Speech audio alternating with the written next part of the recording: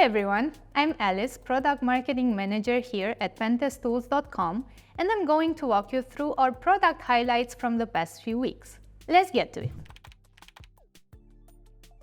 Our reporting capabilities got a fresh, powerful makeover. Now, there's one place for you to see, manage and download all the reports you created from either scan results, scans, or findings. And we didn't stop at that. This fresh makeover also includes two big improvements for faster reporting work. One, we now generate reports async, so you don't have to worry about getting stuck on the same screen while waiting for your files, not even when it comes to larger ones. You'll get an on-screen alert as soon as the report is ready, leading you to your specific file. 2.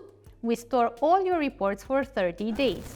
No need to regenerate or search for a specific report, we make sure they're all in the right place, the report section.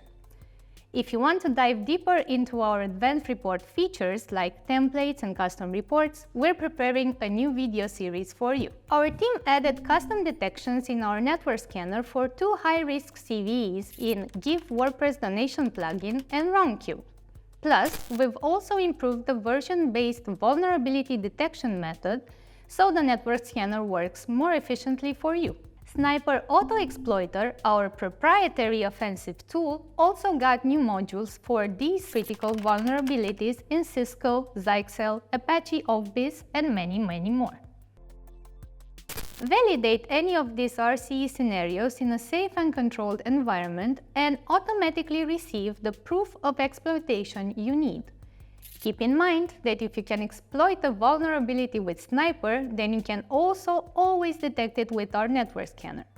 On top of that, you can always check the complete list of vulnerabilities that you can detect with pentesttools.com in our vulnerability and exploit database.